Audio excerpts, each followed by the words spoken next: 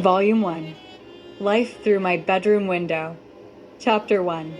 Alone in a Crowd.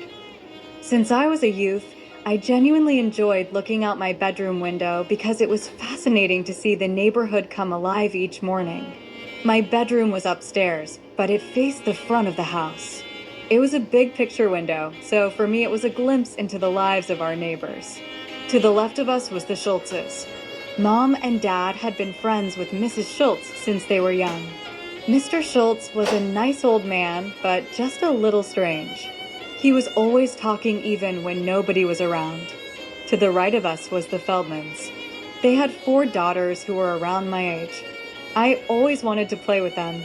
They seemed so nice. I watched them go to school each day and ride their bikes.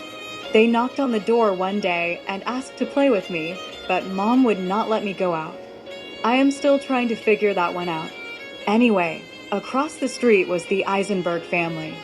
I really enjoyed watching them because they had 3 sons who were also around my age. They were constantly entertaining me between their antics, pranks on the other neighbors, and their Saturday brotherly brawls in the yard when they had too much beer. They were so fascinating. Lastly, next door to the Eisenbergs were the Coopermans. They were my favorite neighbors because they were like us. They had one son named Jacob. He rarely came out of the house like me. However, he did get the opportunity to play with the Eisenberg boys and the other kids in the neighborhood.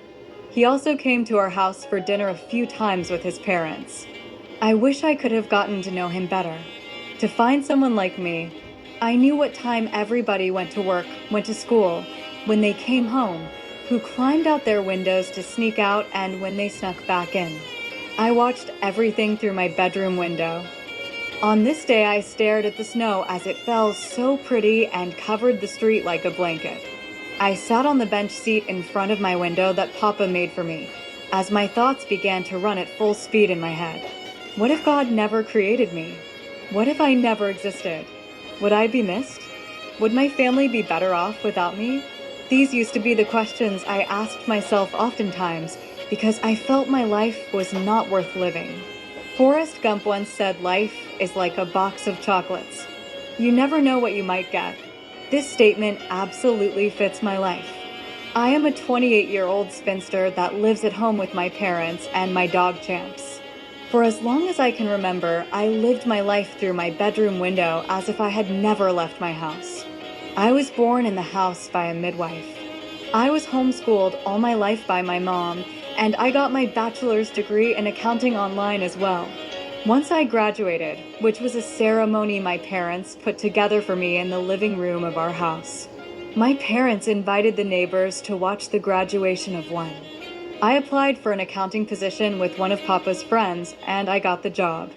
However, due to the COVID pandemic, I have never set foot in the office, so I work from home. You can say I am not a people person, but mainly because I have never really been around a lot of people. My parents had me in their later years. I was born when they well into their 40s. Their friends nicknamed them Sarah and Abraham from the Old Testament. You can say I was their miracle child, so I thought. Due to the lateness of my arrival, I was overprotected, and I never got a chance to play with other children. You think you know your parents, but do you really know them, or do you know only what they allow you to see? I woke up this morning feeling different. After all the failed attempts to leave the house in search of adventure, today was going to be the day. I am leaving my house today. I am going to walk through the neighborhood with my head held high and get out of my shell. I, Gloria and Van Schelling, will make her mark. Hear me roar, New York. I looked in my closet pondering what should I put on to make my debut in the world. As I looked at my wardrobe, everything was the same, either black, brown, or navy. The same skirts and pants, but just in different colors. I shook my head and said, oh well. I put my clothes on, slipped on my boots, grabbed my gloves and scarf as I headed down the stairs. My mom and dad were sitting in the living room on the brown and yellow flowery sofa cheering me on. Mom tells Dad, oh, this is going to be the day that she does it. Dad shrieks, I am not sure, Francis. We will see. I bet you a week's worth of dishwashing, Francis, said Dad. You're on. Al, you're going down because I believe in my girl, Mom told him. Well, thanks for the confidence booster, Papa, I replied. Dad laughed. Honey, you got this, sticking both of his thumbs up. Meanwhile, whispering to Mom, not a chance. No dishes for 2 weeks, yes. I took a deep breath, walked toward the door, slowly unlocked the deadbolt, and opened it. The winter winds of New York rushed into the house. My dad would always say the hawk is out today, Gloria. I have heard that Manhattan is the most beautiful place to be during the winter time. I dramatically jumped onto the front stoop. Then Champs started barking in the window. I turned around to look at Champs to tell him it's okay, boy, and now my parents are in the window alongside my dog.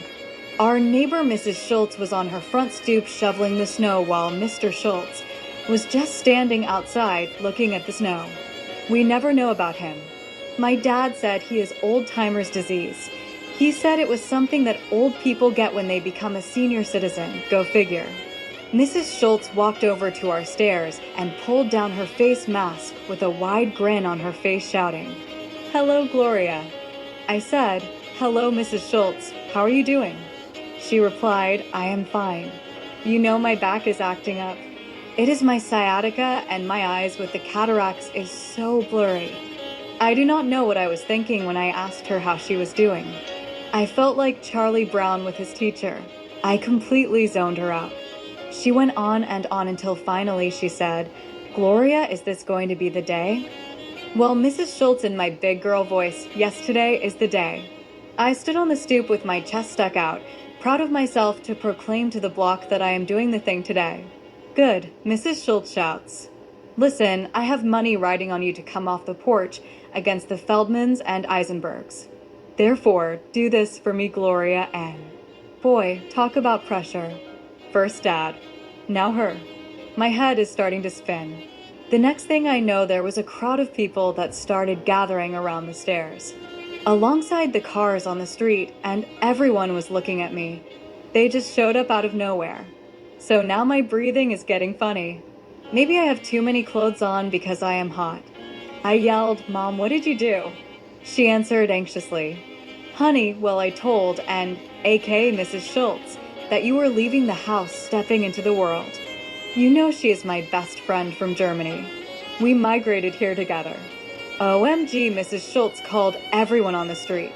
I am now in a full-scale panic attack that is creeping up my spine, causing me to freak out on the inside. My thoughts are getting the best of me right now. I am telling myself to pull it together, Gloria, you got this. My inner voice is saying nope. In fact, you don't. Run. I ran back into the house and up the stairs to my room. I snatched off my coat, pulled off my gloves and hat, kicked the boots in the closet, and collapsed on my bed. I got up slowly and walked to my window as I could hear the ahs of the crowd as they sauntered away from the house. My mom gently knocked on the door and says, Gloria, what happened? With disgust in my voice, I told her mom not now. I could hear Dad telling her, What did I say, Francis? I told you. Dad is dancing a jig because he won the bet. Mrs. Schultz was downstairs as well. She told Mom to look at the bright side. She made it to the porch this time. Mom uttered, Tell that to my hands after 2 weeks of washing dishes. The next morning, I got up early to sit in my bedroom window while eating a pint of Häagen-Dazs ice cream. Vanilla Swiss almond is my favorite. My inner voice started talking to me again. I asked myself, what happened, Gloria? What went wrong? Why did you spaz out? We were prepared to take on the world. I like listening to the oldies on the radio when I first wake up. I guess you can say I am an old soul because Billy Joel, Tears for Fears, Nat King Cole, Cyndi Lauper, Fleetwood Mac, Nina Simone, and others made some good music back then. I heard the DJ say there is nothing to fear but fear itself. It seemed like his words woke something up within me. At that moment, I stopped fearing fear. I did not think about it or talk about it. I just did it. I got dressed. I walked outside and down the street while Mom and Dad were still sleeping. They did not hear a thing. Those two were up late last night doing married people stuff. That is why I sleep with my earphones. The mere thought freaks me out. The only person that saw me was the newspaper boy, and he could care less. Well, my adventure begins. I have stepped away from the bedroom window. Chapter 2. Hello World. I got to the end of the block and saw the subway entrance. All I had was an old map of the city. So, I thought I had better leave that alone for the first day out. I never had a need for a cell phone. I could use one right now to help me navigate my way through. No one would ever think that I grew up here because I am looking around like a tourist. Everybody was moving so quickly, hailing taxicabs, running to catch the bus, and some sprinting to the subway. I was mesmerized by the hustle and bustle. It seemed to me that everyone had an agenda, a destination, and knew just how to get there. Me not paying attention, accidentally bumped into a person. She shouted, "Watch where you are going." You made me drop my coffee. I apologized and offered to buy her another one. All is forgiven if you add a Krispy Kreme donut with it, she said. I responded, "Sure, let's go." I am too embarrassed to tell her I have no clue where it is located. By the way, my name is Bailey. What's yours? My name is Gloria and Van Schelling. Kid, that is way too much information. I will call you Annie. So, Annie, where are you from? I am from Manhattan. No, duh, I mean, what part of Manhattan? Now I am really embarrassed because I am not familiar with the neighborhoods. I have heard some mentioned on the news or my parents talk about them, but I have no clue. I played it cool. I live on West 78th Street. Little did I know that the reason Bailey was asking is because she breaks into houses. Bailey asked, "Annie, you have walked a long way to make it to Times Square. What are you doing down here from the Upper West Side?" How do I tell a complete stranger I have never left my house? Well, here it goes. I have never been out of my house. Bailey said, "What did you say?" I repeated it, but only louder and slower. I have never been out of my house. People began looking around to see who was yelling. Before I realized it, I put my hands over my mouth out of sheer embarrassment. Bailey stopped in her tracks and started laughing. Am I being punked right now? Where is Ashton Kutcher? I expressed it again. I have never left my house. Bailey grabbed her stomach and giggled. You are not joking. You are serious. First thing, let's get some coffee. Do you drink coffee? I definitely need one after your declaration, as well as a donut with chocolate icing. Then we will take it from there. Chapter 3. Manhattan. We made it to Krispy Kreme and Bailey placed the order for both of us. Once we got our coffee and donuts, we sat down at the table. Okay, Annie, please tell me, how does a grown woman never leave her house? Were you kidnapped at birth or raised by wolves or something? What is your story, kid? Bailey asked. I took a bite of my donut and sipped some coffee as I began to explain. Well, to be perfectly honest with you, there is not much to tell. My parents had me in their later years of life. They sheltered me from almost everything and everyone. My mother homeschooled me, and I went to college online. I work from home. Therefore, I have been living my life through my bedroom window. I decided today was the day I gained my independence and see what Manhattan had to offer me. Enough about me. Let's talk about you, Bailey. What do you do for a living, and where are you from? Bailey replied, I do this and that. I am into antiquities. I own my own business. I am a personal items consultant, and I live not far from here. That is ample sharing for now. Let's go shopping. Shopping for what? I asked. Clothes. You need some new clothes, Punky Brewster. I feel so shallow. I said, who is Punky Brewster? Bailey shook her head and answered, never mind, let's go to Macy's. It is the best store in the world. Before we entered the store, Bailey pulled a hat out of her backpack and stuffed her hair under it, which I found to be very odd. At the time, I did not know she was wanted for boosting clothes. As I am trying on outfits, the salesman walked up to us, and I was stunned because it was my neighbor Jacob. He said, ladies, are you finding everything okay? Wait, I know you. Don't you live across the street from me? It's Gloria, right? Bailey walked away with her head down. I said, hi Jacob, yes, it is me, I am good. Thank you for asking. How are you doing? When did you start working here? He leaned against the clothes rack as he responded, I am well. I have been here for about 2 years now. I am finishing up law school at Fordham U. I am glad to see you out and about. We should go for coffee or ice cream soon. Jacob had the biggest grin on his face. I never noticed before that he has a nice smile. OMG, what do I say? Where did Bailey go? That will be great, Jacob. I don't have a cell phone, so just knock on my door and we can set something up, I replied. That will be awesome. Sounds like we have a date. Be safe, Gloria. He responded as he walked away. My inner voice was screaming. Bailey tapped me on my shoulder and said, Nice work, Punky Brewster. First day out in the world and you got a date. I quickly turned around. Bailey, where did you go? Never mind, this is not me, as I looked in the mirror. I look like I am selling something. Bailey smirked. Chill out, Annie. You look nice as well as modern. Go ahead, purchase the outfits. You will thank me later. As we were walking to the bus stop, I asked Bailey if she would like to come by for lunch and meet my parents. Listen, Punky Brewster, she replied. I wish I could, but I must be somewhere. Well, do you have a cell phone so we can stay in contact and hang out again? She asked. Nope. Well then, let's meet up next Wednesday at the Central Park West entrance. There is a restaurant I enjoy going to so we can have lunch, she uttered. Sounds like a plan, Bailey.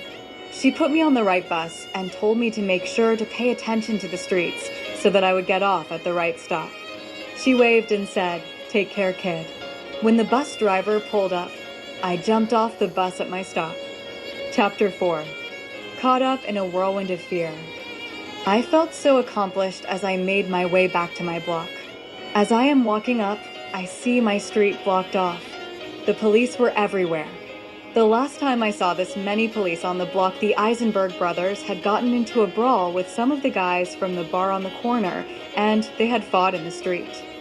I saw Mrs. Schultz standing outside. I asked her what's going on. She looked up in shock with her eyes bulging and said, You're what's going on. Al called the police when he did not see you at breakfast this morning. He thought you were kidnapped. I ran to my house frantically trying to push my way through the police barrier. The officer at the bottom of the stairs would not let me get through. I could hear my mom going crazy yelling and screaming at everyone, especially my father, because he had not fixed the back door deadbolt. She was convinced the kidnappers came in that way. I told the officer, I live here, I am Gloria. By this time, my dad sees me through the window trying to convince the officer that I am their daughter, but of course, I have no identification. My dad bolts to the door and yells, Gloria, and where have you been? He walked through the crowd of officers and hugged me. I breathed a sigh. I went out on my own. Papa, I am so sorry that I made you worry. As we moved through the crowd to head back in the house, he exclaimed, No worries, no worries. I am glad you are back home safely. I called my friend Carmine from the old country, who was a retired police chief. I thought them Googlers took you to the place called Silicon Valley. That hippie group. At this point, I am trying not to laugh. Your mother swears she saw a biker gang and thought you were sex trafficked to Mexico. My mouth dropped. What in the world was Mom thinking? I asked. My mom so graciously thanked the police officers as they cleared the house. She gave them bags of cookies and sandwiches. Gentlemen, you have all been so kind. By chance, are any of you single? She asked. I dropped my head in embarrassment. Mom, please behave, I retorted. She closed the door and gave me a big hug. Gloria Ann, you scared me half to death. My heart cannot take it. Now my chest is hurting, daughter. I grabbed a sandwich and sat down at the kitchen table. Ma, I am sorry I acted on impulse and just did it. I did not want anyone watching me, that's all. Ma heaved a sigh. All is forgiven, honey. Well, tell me, what was it like seeing life outside of your bedroom window? What did you see? With excitement in my voice, I expounded. I went to Krispy Kreme, shopped at Macy's, and I met a new friend. Mom giggled like a schoolgirl. Woohoo, is he a good Jewish boy? Ma, I said. What you need is a good husband. Ma, don't start, I replied. Her name is Bailey. We had fun. She showed me how to catch the bus back. We will be hanging out next week. I almost forgot. You will never guess who I saw in Macy's working. I saw Jacob Cooperman. He invited me to have coffee with him or ice cream, so he will knock on the door so that we can set a date. Ma chuckled, jumped up, and screamed for Dad. We are going to have grandkids. Now you owe me a week's worth of dishes, buddy. Papa came bounding into the kitchen. Francis, what are you talking about? Dad screeched. Mom jumped up from the table and clapped her hands together. Our Gloria and will be going out with Jacob Cooperman. You will see, a match made in heaven. I stretched my eyes in discomposure. Okay, Mom, calm down, I responded. Pump the brakes, he has not even knocked on the door yet. Let's just see what is going to happen. I was proud of myself. I finally moved from my bedroom window and out the door. I saw life in a different way today, and I liked it. Mom called me downstairs as dinner was almost ready. My job was always to set the table. Papa was coming back into the house from Walking Champs. I heard him talking to someone. I figured it was probably one of his neighbor friends, but I heard him say Gloria is around here somewhere. I will get her for you. What in the world? Who is looking for me? I thought to myself. Dad came rushing into the dining room with a big smile on his face while I hear Mom saying, Jacob, dear, it is so good to see you. How's your mom doing? I am freaking out now because I am in sweatpants, a t-shirt, and a Betty Bouffant bun. What do I do? Dad said, Gloria, you have company, baby girl. I slowly walked into the living room and Jacob was standing there. OMG, he is so handsome and tall I never paid attention to it while watching him through my bedroom window. I wiped my hands on my pants, stood in front of him, and smiled shyly. Hi, Jacob. I didn't expect to see you so soon. Would you like to sit down? He replied, I know you are getting ready to have dinner. I am sorry to intrude, so I will be brief. Mom shouts from the kitchen. You are welcome to stay. We have plenty. I dropped my head. Slightly embarrassed, I responded. If you would like to stay, we would be glad to have you. He stepped closer to me. I wish I could, but my mom is expecting me to be back so that I can eat with her and Dad. I did not want to let the day get past me without setting a date for our coffee or ice cream. I also wanted to give you my cell phone number and get yours. Unfortunately, I don't have a cell phone, I replied. Here goes Mom again. Yes, she does. It has not been activated as of yet, but it will be all set up tomorrow. We both started laughing. I grabbed my notebook. I tell you what, Jacob, give me your number, and I will call you tomorrow from mine once it is activated. Sounds like a plan, he answered. The last thing we need to do is pick a day for coffee, or do you prefer ice cream? Are you free this Saturday? I didn't want to sound too anxious, so I paused for a second. I have nothing on my schedule. What time would be good for you? As he smiled, he tucked his hands into his pockets. I will swing by around 11 a.m. to pick you up. If coffee goes well, maybe we can go to the museum and have lunch together. I was getting warm inside. Like, is this really happening to me, the girl who has never left home until today? It looks like we have a full day planned already. I am looking forward to it, I uttered.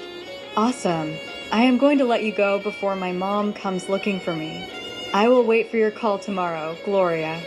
Have a good night, he said as he turned to walk towards the door. Tell your parents I said hello, I replied as I watched him walk down the steps. Both of my parents came hurtling out of the kitchen as I closed the door along with Champs. They were smiling widely like two escaped mental patients. Finally, Gloria has a date. Mom shouted with excitement. Papa pushed his glasses up on his face. Yeah, she is participating in life. Francis, let us eat, I am hungry. Chapter 5. Adventures of the most pleasant kind. Thick skin. After Bailey left me that day, she headed to the pawn shop to sell the items she stole.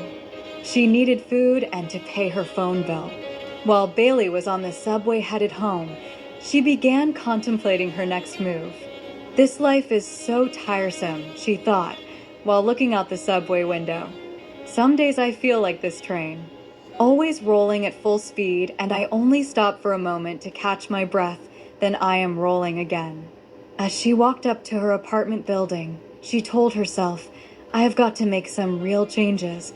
I can't keep living like this anymore. Bailey noticed Mr. Perez, the landlord, standing at her front door as she was climbing the steps. Therefore, she quickly ran back down the steps and climbed the fire escape to enter her apartment through the side window. I know Perez wants his rent money. I just need to dodge him a little longer, she said to herself. Bailey kicked off her boots, changed her clothes, and put up her groceries. She felt relieved for a moment to just be home.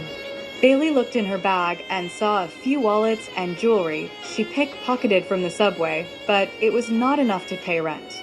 Bailey thought about the girl she met, Annie. Punky Brewster and her family will be an easy mark, she reasoned within. But there was something different about Gloria Ann. This kid felt like family to me from our first chance meeting. Get your head in the game, Bailey, she said to herself. Stay focused. I got to hit their house. Get in and out.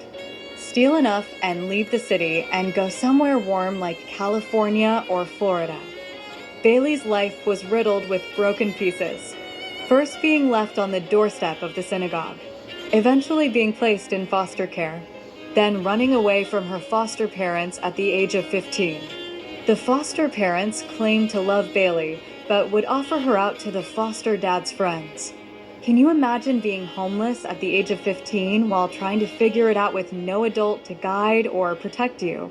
Bailey went from couch to couch, then women's shelters, to eventually where she lives now.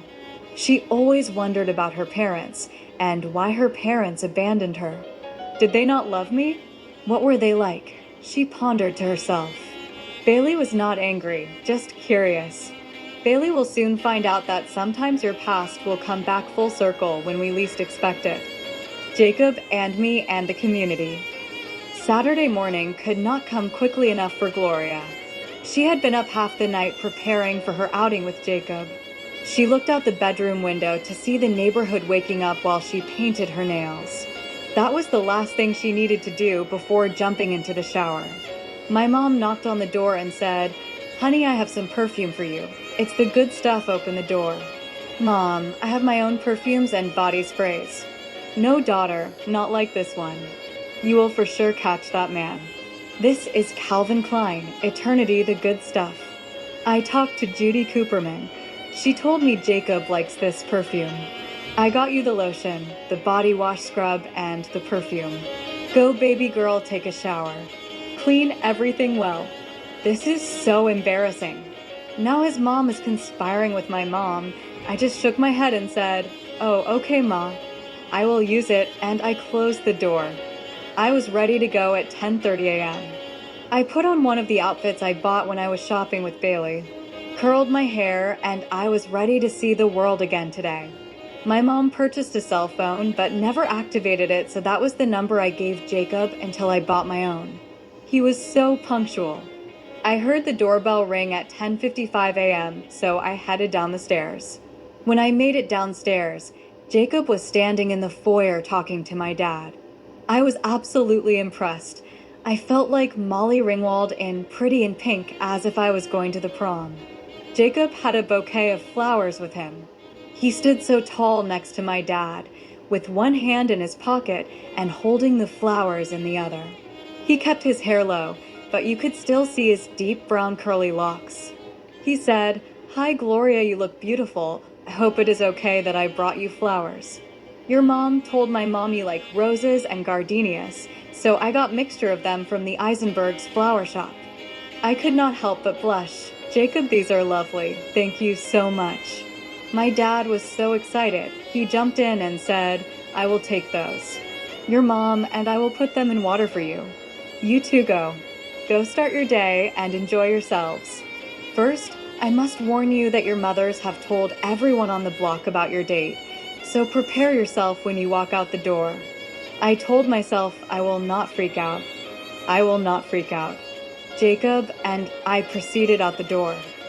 All you could see were people standing on their stoops or peeking through their windows watching us as we got in Jacob's car. We both looked at each other and laughed. He said, "No worries. We got this." This was exciting now I am driving in the city. I cannot wait to tell Bailey how amazing this day is going. Jacob handles the car like an expert. He rolled through the streets like a true New Yorker. One day that will be me. I am finally living life outside of my bedroom window. He leaned over and said, "I asked you for coffee because I was a little nervous to ask you out for lunch or dinner. Since we're on the road, how about we have lunch instead of just coffee? If you want coffee and or ice cream, we can get that too." I was leaping on the inside while smiling on the outside. "Jacob, yes, let us do lunch. I am hungry and I am having fun already." He took me to a restaurant that he has gone to before with his parents. The conversation was great. We talked about growing up as only children, the homeschool life, college, and what we see ourselves doing in the future. All of a sudden, we kept hearing loud voices in the booths behind us. I remarked to him, "Someone is really enjoying themselves behind us." They're giggling and talking loudly. Jacob lifted his head up higher and pushed his glasses further up on his face. He said, "Don't get upset. You will never guess who is here right now." I turned around and looked. It was my parents, the Coopermans, and the Schultzes all bunched into two booths behind us. Jacob and I got up and walked over to their tables. I shook my head as I put both hands on the table. "Mom, Dad, what are you doing here?" "First things first. How did you find us?" While chewing, Mr. Schultz blurted out, "Gloria, these are some really good breadsticks." Jacob chuckled. "Gloria, I got this." "Parents, Schultzes, I know that you are all excited for us to connect, and I get it. But we are adults now, so you got to let us figure this one out. I need you all to take your food to go and let us finish out our afternoon together unchaperoned." I was standing there captivated because the parents all started getting up and saying, "Sorry, Jacob, we will go now." Jacob and I continued our excursion. We grabbed some ice cream and went to the museum. It was an amazing experience as we walked through the museum. His knowledge of history was phenomenal. We talked some more, laughed as I tripped over one of the displays, and shared a pretzel from the corner vendor. As we drove back home, I drifted off to sleep. I felt so comfortable with Jacob, like we had been with each other for years. He listened to the same radio station that I did. You could hear Cyndi Lauper's song time after time playing. At the time, Jacob reached over and gently moved my hair from the side of my face. I did not flinch. I just absorbed the moment, considering what could be. Once we made it back to our neighborhood, Jacob walked me to my door. He said, "Gloria, I really enjoyed myself with you today. Would you be up to going out with me next Saturday?" My stomach was leaping. I was dancing on the inside, but I told myself that I must play this cool. I do not want to appear desperate. I learned that from Molly Ringwald. I folded my hands in front of me and replied, "Jacob, I would love to go out with you again. Give me a call with the date and time." Okay, that did not sound too bad when actually I wanted to throw my arms around him and kiss him. There will be time, I hope. Jacob grinned wide. "Sounds good, Gloria. Well, have a good night. I will call you later so that we can finish our conversation." What and a Bailey? It is now Wednesday. Bailey and I are set to meet at Central Park today. Crazy place to meet if you ask me. I heard that the only thing that is going on there is older people with old-timers playing chess. I am going to have to look up this old-timers disease as my parents are now old people, so I need to see how this is going to affect them. Before arriving to the park, Bailey stops at Old Man Horowitz's pawn shop to offload the stolen items again. Mr. Horowitz has been watching her life and recognizes her struggle. He asked, "How are you doing, Bailey?" "I see you're back again." Because of her past, she does not like to talk to men much, always wondering what is their agenda. She asked how much for the jewelry. Mr. Horowitz gives her a price point. Even though it is a low one, she has no choice but to take it. "Bailey, I am worried about you," Mr. Horowitz said. "You need to slow down. There was a detective that came around asking questions about a certain pickpocket. He asked me to report any strange occurrences. So be careful, Bailey. I appreciate it, Mr. Horowitz. Take care of yourself and thank you for all of your help. Meanwhile, on my way out, I saw Mrs. Schultz back on the front stoop trying to arrange her plants. I offered to help, but as usual, she refused. She said it was her Zen time. She began yelling at Mr. Schultz to turn on his hearing aid. Archie, she screamed, turn on your hearing aid. He could not hear her because they were not turned on, so she threw her hands up in the air. It got to be the old-timers. She told me, Gloria, I appreciate how you are with your parents. My son Ezra stopped coming by after we had a bad argument about him coming home from college married to a non-Jewish girl. It hurt me so badly that I lost it and yelled at him. It has been almost 5 years since we have seen or spoken to each other. I often wonder now if it was worth it.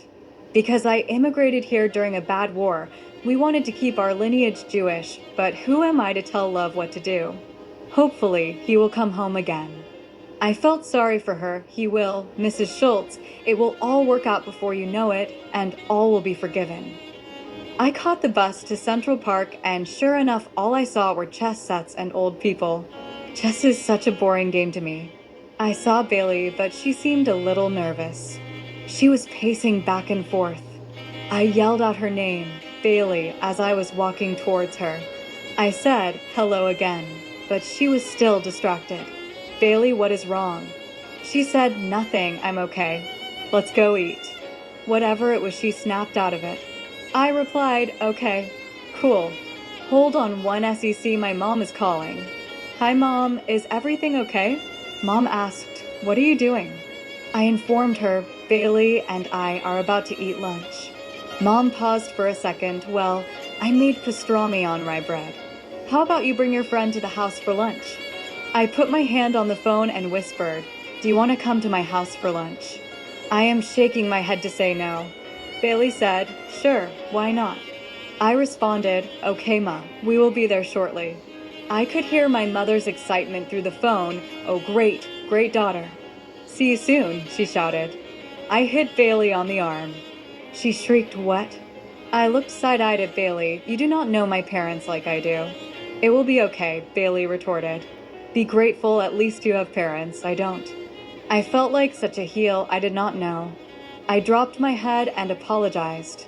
She said, it's okay, I am over it. We caught the bus back to the house. As we were walking up, I gave Bailey some housekeeping tips about my family. Mom is a hugger, and Dad loves to tell corny jokes. They are old. Bailey chuckled. What do you mean they're old? Like Old Testament old, I replied. Bailey just laughed. Mrs. Schultz was still on the stoop stairs, fixing her plants. She said, who is your friend? I answered, this is Bailey. Mrs. Schultz finally looks up from fixing her ragged plants, looks at Bailey and freezes as if she saw a ghost. She gathered herself and spoke to Bailey. Hi, I mean hello, Bailey. Bailey stepped closer to the stairs. Hello, Mrs. Schultz. It is a pleasure to meet you. Mrs. Schultz answered, it is a pleasure to meet you also, with a strange grin on her face. So, you were headed to lunch with your mom and dad? I shook my head, yes. Mrs. Schultz took 2 steps to get closer to us. Let me guess Frances called you, that woman. You already know, Mrs. Schultz said. Gloria, you know your mom is my best friend from the old country. I smiled wide as I thought to myself, goodness, how many times have I heard the story? Please God, do not let her go through the whole saga in front of Bailey. She uttered, I am not going to keep you young people. Give your mom my best and tell her to call me later. I told her I would. I looked back to make sure she was okay, and she still had a strange look on her face as she kept staring at Bailey. This was very puzzling. Chapter 4. How the Lost Get Found. As we ascended the stairs to the house, Mom was waiting for us at the door. Meanwhile, Dad is in the window as always watching us walk up. Mom hugs me, then hugs Bailey.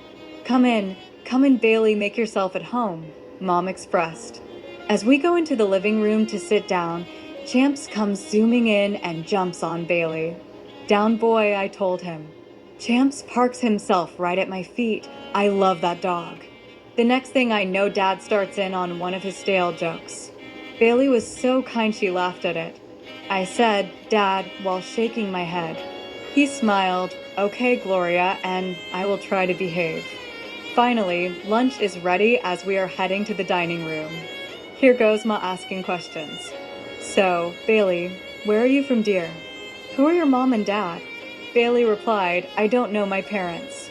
They left me on the doorstep at Beth Elohim. I was placed in foster care, which was horrible for me. Afterwards, I ran away from my foster parents, and here I am now. The only thing I have is a picture of my mother." My mom covered her mouth in shock. "Oh my goodness, Bailey, what a shame." "I am so sorry that happened to you," Mom expressed. I noticed that my dad is very quiet. Normally at this time my dad is sparring with Mom, but he looks disheartened. My dad changed the subject and asked Bailey what she did for a living. She replied, "This and that." "I am still trying to figure it out." Papa explained, "There is nothing wrong with taking your time to explore your next destination." Bailey sighed, "This has been fun, but I need to get back before it gets too late." Mom and Dad told Bailey that they enjoyed having her over and that she was welcome to come back anytime. "I am going to walk Bailey to the bus stop. Mom and Dad, I will be right back." "Bailey, I really appreciate you coming over for lunch. We rarely have visitors my age, so this was cool. Mom and Dad can be a handful, but they have good hearts. So, I guess I will see you next week." She said, "Absolutely Punky Brewster, same time, same place." I said, "Great, see you then." Bailey got on the bus and began replaying the afternoon events with Gloria's family. She pulled out the picture of her mom and stared at it, examining every detail of her face. For a minute she thought to herself, could she be a younger version of Gloria's mom? Nah, it couldn't be. Bailey blew it off and stuck the picture back into her backpack. "Mr. Perez is probably waiting for me again. I will hit the fire escape as usual," rationalizing in her mind. Only this time the window was boarded up with a note from Mr. Perez saying he is holding her stuff until she can come up with the rest of the rent. Bailey sat on the fire escape stairs for a moment to collect her thoughts. She had to shed a tear as she reflected on Gloria's life with her parents. Bailey wished she had a family that kept her close. After walking around for hours, she decided to head over to the women's shelter for the night. She could not sleep at all, pondering over her next move. Out of desperation, she says to herself, "Bump it. I am going to rob Gloria's parents. I have no choice. I can't keep living like this anymore." The question is how and when, because they barely leave the house. Bailey thought to herself, "I got it. I heard Gloria tell her mom she will go to the synagogue with them tomorrow for bingo night. That will be the perfect time to slip in, take what I need, and slip out." I could hear Mom finishing up the dishes in the kitchen. She yelled, "Gloria, Al, I am going to bed. Al, don't stay up too late. You know you have to put your CPAP machine on so that you won't start that snoring." Dad opened his newspaper to cover his face to zone out my mother's words. "Good night, Francis. I will be up soon." While Papa and I were watching the news, I noticed that he was still a little quiet. I said, "Dad, were you okay during lunch?" He asked, "What do you mean?" "You have never been this quiet ever," I replied. I put my head on his shoulder and exhaled, "Papa, is everything okay?" He sighed and smiled at me. "I just have something on my mind." "All is well, baby girl. All is well." I woke up for breakfast the next day. As I logged into work, I noticed out of my bedroom window Papa and Mrs. Schultz were arguing about something. The strange part about that is I have never seen them speak to each other, let alone have a full-blown argument. My first instinct was to blow it off, but my spidey senses are tingling. Something is going on. Papa threw his hands in the air and walked back to our stoop. It hit me to meet him at the door to inquire about the exchange I just witnessed. However, I am going to just watch and see how everything plays out before I say anything. Shortly after watching the interchange between my dad and Mrs. Schultz, Mom's cell phone rang. The call appeared that it was coming from a women's shelter. When I answered, the person on the other end asked, Hello, Mrs. Francis. I paused for a second because I recognized the voice. It was Bailey. No, this is her daughter. Can I help you? Bailey replied nervously, Oh, hey. Gloria, it's me, Bailey. Hey, Bailey, what's going on? Nothing. I wanted to ask your mom a few questions. Bailey, is everything all right? You sound like something is wrong. Yeah, just girl stuff, Punky Brewster. It can keep until I see you guys on Friday. I got to go. That was truly a strange call, and then she hung up on me. This day is getting weirder and weirder by the minute. I must admit I am concerned, because why was she calling from a women's shelter? I will wait until Friday and talk to her about it. I don't want to embarrass her by calling back.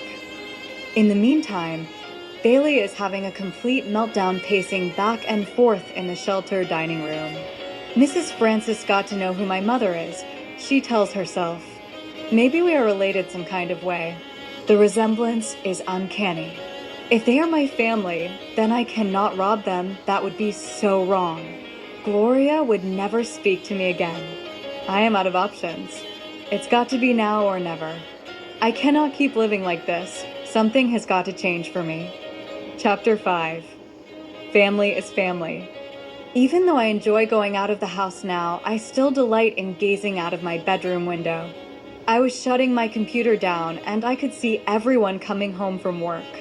The Eisenberg brothers were just arriving for dinner with their parents. It appears Ben Eisenberg is bringing a date tonight. Yikes, I wish I could warn Ben. His brother Joey is sneaking up on him with a water gun. This is going to be funny to me, but embarrassing for Ben. His date sees Joey coming and blocks for him by taking the direct hit of the water chutes. Wow, what a girl. She sounds like a keeper, Ben. Unfortunately, her dress is soaked. Now Ben and Joey are running around on the street between the cars. Oh no, here comes Mrs. Eisenberg, and she looks upset. She is screaming at both of her boys, chasing them with her famous fly swatter. Oh wait, here comes Mr. Eisenberg with towels and the oldest son, Asher, who is laughing so hard while eating an apple. He shouts, Mom is going to kill you both. I can hear Mrs. Eisenberg shouting at them, but I cannot really make out all the words. She is fussing. Well, that is enough entertainment for now. I'd better get ready for bingo. As I was walking to the bathroom to take my shower, I could hear voices downstairs that were not just my parents. Jacob, Betty, come on, and Gloria is almost ready. What has this old woman done now? I am almost nowhere near ready. Plus, I did not know Jacob and his mom were coming with us. I have got to hurry up. I jumped in the shower, threw on an outfit. I tried to put on some makeup, which I might add I am still learning how to do. Breathe, Gloria. You got this, just breathe, I said to myself. I stood in the mirror. I looked at myself from head to toe and proceeded to walk downstairs. I made it to the living room without tripping over my own 2 feet. I am off to a good start. Hi, Jacob. Hello, Mrs. Cooperman, I uttered timidly. Mrs. Cooperman stood up to give me a hug. While scanning me, she said, Gloria, you look so pretty tonight. What shade of lipstick are you wearing? Doesn't she look pretty, Jacob? Jacob stood up as well to hug me and said, Mom, she always looks beautiful. You could have scooped our mothers up with a spoon. They just melted while bellowing, AW. I must admit my legs felt like jello anytime he was around. I reached for my jacket as I declared, I guess we better get going, Mom. I know how you're about finding a good seat. Papa, are you ready to go? Papa shouted from the kitchen, You guys go on without me. My sciatica is acting up tonight. I am going to stay and watch my cop shows tonight. Besides, you have a male protector with you all. Jacob is going. I kissed Papa on his forehead and off we went to the bingo hall. In the interim, Bailey was making her way to the house to execute her plan. She enters through the back door and is careful to wear gloves so as not to leave any fingerprints. What she did not know was that Papa stayed home because he was not feeling well. Bailey walked through the kitchen and on her way up the stairs when Papa clicked on the light and said, Hello, Bailey. She jumped, knocking over the vase on the steps. Oh, hey, Mr. L. I did not know you were here. I was supposed to meet Gloria tonight. Papa replied, "Have a seat, Bailey." Since Gloria has started going out of the house, she never misses bingo night with her mother and me. I do not believe you were set to meet her on tonight. Bailey sighed. Okay, what now, Mr. Al? Are you going to call the police on me? Please do not tell Gloria that I tried to break into your home. Papa ushered her to a seat. Bailey, please sit down, we need to talk. No, I am not going to call the police, and no, I will not tell Gloria about this incident. At this point, Bailey is nervous, wondering whether to run out or sit down. Have I stepped into the home of a killer? Well, he is awfully calm. I will take my chances and sit down, she thought. I need to tell you something, Bailey. Papa took a deep breath and proceeded. I have a question. Do you still have the picture of your mother? Bailey responded, yes. May I see it? Papa asked anxiously. Bailey handed over the picture of her mom. He went to the cabinet and pulled out a photo album and took out a picture. Papa took out some clear tape and connected the two pictures back together. Bailey stood up in shock. What does this mean? He explained, I gave you this picture when I and Mrs. Schultz dropped you off at the synagogue. I am so sorry, Bailey. Why did you do that? Bailey shouted. Papa shifted in his seat as he put his hands on his head to expound further. My wife, in a moment of weakness, went outside of our marriage. In order to save face as soon as you were born, we acted fast before Francis bonded with you. I knew it was you once I saw the birthmark on your face. It is a mark that Francis' family members all bear. You may have noticed that Gloria has one also. Bailey put her hands over her mouth and breathed a deep breath. Confused, angry, and yet relieved. She asked, does Gloria know? Papa shook his head. No, we thought it was best to not share that part of history with them. Do not be mad at your mother. She never saw you. I believe she never forgave me for taking you away. What about my father? Bailey asked. He passed away a few years ago, Papa replied. As Bailey paced back and forth, she asked, where do we go from here? I need to know, how do you feel about everything I have told you? I know it is a lot to process, Papa expressed. Bailey sighed. Yeah, it is, but it's cool. I am relieved. I am dealing with a lot right now, but I will manage. Papa pulled out an envelope from his sweater pocket and placed it in Bailey's hand. Bailey looked at him with dismay in her eyes as she looked inside to find $1,000. Mr. Al, OMG, I cannot take this. I tried to rob you tonight. It would not be right. Papa said, I want to help you, Bailey. You are family. Make sure to catch up your rent payments so that you can get back into your house. Bailey replied, how did you know about my apartment situation? Papa placed his hand on her shoulder. Do not worry about that. I know people that know people. We will talk more on Friday. For now, you had better go because Gloria and her mom will be coming home soon. Bailey left out the back door and headed to the subway. Her mind was flooded with so many thoughts about what life could be now that she has a family. Then she accidentally bumped into Asher and Joey Eisenberg stumbling out of the corner bar. Asher screeched, Hey, you watch where you are walking, miss. Okay, buddy. You're just a little drunk. Have a good night, Bailey said as she patted Asher on his shoulder. Yeah, you too. Hey, Joey. Either I am crazy or isn't that the girl from across the street who never leaves the house? She is kind of cute. Joey grabbed Asher's arm. Dude, let's get you home, man. Your drunkenness is drunk. Mom is going to kill me, Joey mumbled. At the same time, we were turning on the block. I saw Bailey pat Asher on his shoulder. I said, Mom, look. Isn't that Bailey? I wonder what she is doing over here. Mom deeply exhaled. Nonsense, Gloria, that is not her. It is those drunken Eisenberg brothers. Jacob chuckled. I am going to drop our moms off first if that is okay with you. Maybe we could talk a little bit. I grinned. Absolutely. That sounds cool to me. I looked in the back seat and our mothers had grins on their faces like Chester Cheetah. We watched both of our mothers go into the house and we parked down the street so that we could talk. I noticed that Jacob likes listening to the oldies like I do. Lady in Red was playing on the radio by Chris de Burgh. I love his voice. Jacob reached over and asked, "Is it okay if I hold your hand?" "Certainly," I said. There are so many thoughts going through my head right now. He is holding my hand. This is the stuff you only see in the movies, but it is happening to me. Gloria, we have been talking and going out for months now. If you think about it, we have known each other all our lives.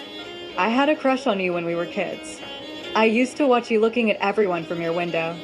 I would like to take this a little further if you would permit me." My thoughts took a pause for a moment. I hope he is not asking me for sex. I have no clue about it, only what I hear Mom and Papa doing, and that freaks me out. How do I respond to this? What would Molly Ringwald do? I said, "Well, Jacob, I think I am going to need a little more information before I say yes to anything." "Most definitely. I want us to be exclusive. For you to be my girlfriend and hopefully my wife someday if you will have me." Shut the front door. My brain cells are on overload right now. My mother is going to shout from the rooftop, I said to myself. I calmly responded, "Jacob, wow, you have taken me by surprise. But yes, I would love to be your girlfriend and see where this leads." He kissed me on my forehead and said, "Outstanding. I am looking forward to our future adventures together." He walked me to the front door, gave me a hug, and kissed me on my cheek. I went inside and ran up the stairs to my bedroom window so that I could watch him walk home. He said outstanding to me. I flopped on my bed in complete amazement. However, I sat up wondering about why did I see Bailey in my neighborhood? I knocked on my mom and dad's door. I knew they were up because I could hear them talking. "Dad, did Bailey stop by the house while I was gone?" Yes, she came by. "She did not realize that you were out with your mom, so I told her that you would see her on Friday," he said tensely. "Well, good night, you too," I responded, but as I was walking away, I could hear Mom say, "We will have to tell her eventually." "I know, Francis, but not tonight," Papa responded. Bailey talked to Mr. Perez, paid her rent, and was finally able to enter her apartment through the front door. She sat down on her couch and breathed in the stale air. As she reflected on the events of the day, she got up from the couch to open the windows. There was a musty odor consuming the room. What are the odds of me running into my sheltered sister out of the blue? She thought to herself. Was it fate or divine intervention? Whatever it was, I am glad it happened. Friday rolls around and I meet up with Gloria at the bus stop. My mind is rolling at 100 miles a minute. I want to say something like, "Hello, little sister," or "Hey, I am your sister." But it's not my place to say anything. It is up to her parents to make this right. For the first time in my life, I know who I am. I can breathe without choking on the woes of uncertainty. Gloria is her usual bubbly self. As we are walking to the ice cream shop, she is talking about her job, the neighbors' antics, and of course, Jacob. I am relishing every minute of it because this is my little sister. I am on the highway of communication telling Bailey about the week I had when my phone rang. Yes, I finally got my own cell phone. "Hi, Papa. What's going on?" "Okay, see you soon." "Is everything okay?" Bailey inquired.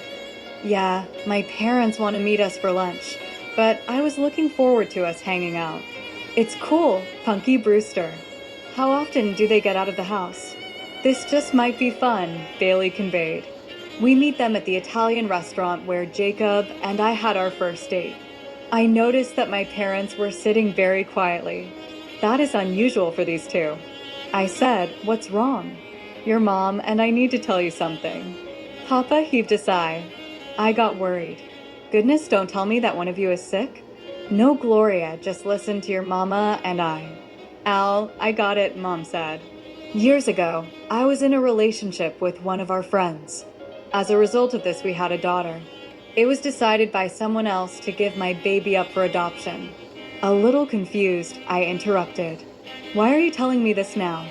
"Gloria, all my children have a birthmark on their body. It is from our family lineage. You have one on your lower back and your sister has one on her face." Mom looked over at Bailey and grabbed her hand. I looked at the mark on Bailey's face. I looked at my parents and I sat there in total shock. Without thought, I screamed, "Yes." So sorry, everyone. I always wanted a sister, but I knew at my parents' age that was not happening. Sorry, Mom. Wow, it all makes sense now. Papa, you were arguing with Mrs. Schultz. She is in on the secret, right? She is in on everything. She probably knows where Hoffa is buried. Then Bailey's weird phone call a couple of weeks ago looking for Mom. Later seeing Bailey on the block the night we were at bingo and Jacob asked me to be his girlfriend. Mom and Dad, I heard you both saying we must eventually tell her. I am so excited right now. Mom was quite emotional on this day. With tears in her eyes, she began apologizing to Bailey and me. Gloria, I am so sorry for not saying something sooner. Bailey, can you ever forgive me for not keeping you? I asked, Bailey, did you know the first day we met in Times Square? Bailey smiled. No, sis, I just found out Wednesday, she said with a grin on her face. Papa clarified. When and Schultz saw the birthmark, she called me. I knew we had to tell your mother and Bailey. Please forgive me as well, Gloria. Bailey, Francis, for not being the man I should have been back then. I should have handled the situation better. Bailey answered, all is forgiven. I have finally found all of you. There was not a dry eye at our table nor the tables next to us. We had a complete audience at this point. Bailey asked, what is my birth name? We named you Beatrice after your grandmother, Mom answered. I think I am going to stick with Bailey if that is okay with you. Everybody started laughing, including the surrounding tables. Bailey, I have an offer for you, Papa explained. I could use some help at the jewelry store if you are interested. It is a lot of hard work, but I will teach you everything you need to know to succeed in this business. Bailey looked at Papa strangely. She said, even after he cut her off, and I promised we will leave the past in the past. I am getting too old, and I need someone I can trust. She said, Dad, if it is okay to call you that, I will take the job. Papa said, deal, yes, by all means call me Dad. Awesome sauce, I shouted. Let's eat, I am so hungry. Chapter 6. Seasons change. It is Saturday morning and the first day of winter once again in Manhattan. I have watched many seasons change through my bedroom window over the years. Luckily for me, I am now experiencing the changes of the season, not just watching them through my bedroom window. I clicked on my radio and Everywhere by Fleetwood Mac was playing. I danced over to my bedroom window to I spy the Eisenbergs getting ready for a wedding. Yes, Ben indeed ended up keeping Hannah. I guess he realized if she could handle his brothers, then she could handle anything. I hope the boys behave themselves because if not, I would hate to see Mrs. Eisenberg pull out her fly swatter on them during the wedding. Yes, I am invited as Jacob's +1. My handsome hunk is one of the groomsmen. As I reflect on this past year and a half, there is so much to be grateful about. I have an amazing sister who knew that we would find each other when I became brave enough to leave the house. Bailey has been working at the jewelry store with Dad, and he loves it. Papa introduces her as his daughter to all his clients, and she is adjusting into the role. He taught Bailey how to cut diamonds, buy and sell them also. She is now a certified gemologist. She even started dating Asher Eisenberg. Come to find out, he thought she was me. He knocked on the door to ask me out, and Jacob was there. Nonetheless, it was almost a complete catastrophe. I explained to him that it was my sister who bumped into you. I was with Jacob that night. Sadly, we are preparing to throw a going-away party for her next weekend. She is moving to Germany to understand our lineage and open the second jewelry store for the family. Dad officially adopted Bailey and gave her his last name. She decided to add Beatrice as her middle name, so we now call her BB. My parents have decided to do more traveling. They plan to go over with Bailey and Asher to help her get the store set up. Dad wants to officially take Mom on a honeymoon. Therefore, they are going to head over to Italy and France to fulfill their bucket list. As for me, I am moving further and further away from my bedroom window. I still look out of it every now and again, but the outside world has so much to offer. Since Bailey has been working in the store, she talked me into doing the accounting for Papa, and now he has hired me full-time. Jacob has left Macy's and is working for my dad as well. The business has really increased since Dad instituted some of Bailey and Jacob's ideas. Therefore, I get to eat lunch with my love each day when it is not too hectic in the store. I have told the world I am coming out. Hear me roar. Gloria and Van Schelling is here to stay, soon to be Cooperman. Oh, I forgot to tell you Jacob and I are engaged. I will be leaving this bedroom window, but I am taking the bench seat. It can fit too. I will be forever thankful for the day that I decided to walk away from the bedroom window. It changed my life forever. I am now focusing on what's important. I am capturing the good times, learning to develop.